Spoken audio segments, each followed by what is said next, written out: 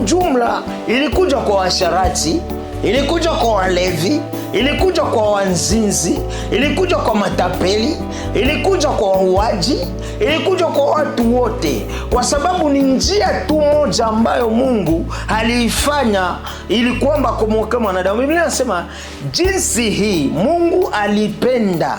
Bwana Yesu asifiwe sana.